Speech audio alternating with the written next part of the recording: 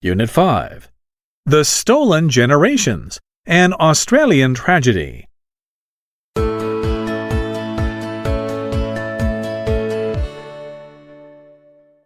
Read about it.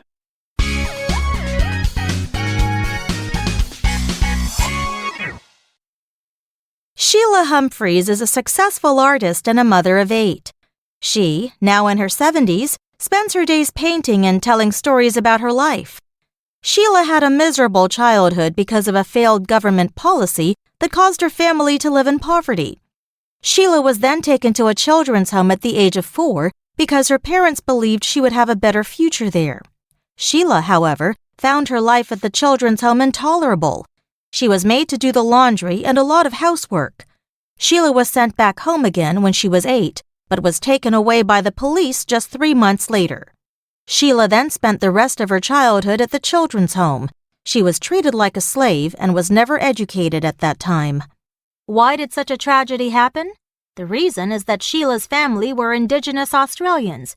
If both of her parents had been white people, their lives would have been different. It was the government's racial policy that tore Sheila's family apart. In the early 1900s, the Australian government decided to separate Indigenous children from their families. This policy was implemented to protect them and to keep Australia a pure white nation.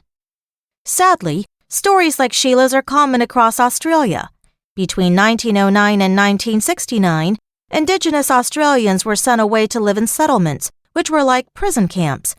Thousands of mixed-race Indigenous children, especially those with pale skin, were taken away from their parents.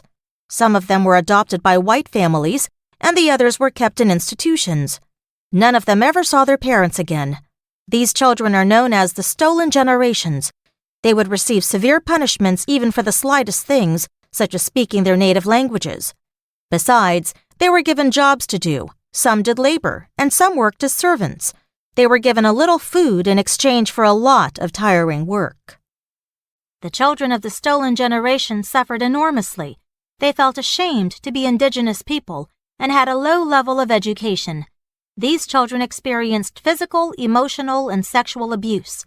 Many Indigenous children became depressed or had mental problems, which continued into their adult lives. Some even committed suicide. These children were made to be separated from their beloved parents in this cultural disaster, which still has lingering impacts on Australian society today. The Stolen Generations represent human rights abuses on a scale that is beyond belief.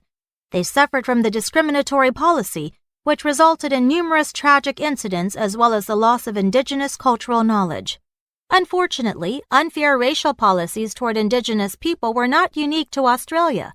Modern researchers also found that First Nations children in Canada and Native American children in the United States had also been discriminated against and removed from their homes. If people hope the world becomes a better place, it is everyone's responsibility to ensure that people around the world can get fair treatment. Therefore, people must learn to respect one another, regardless of race or culture, and make sure no child has to go through what Sheila experienced all those years ago.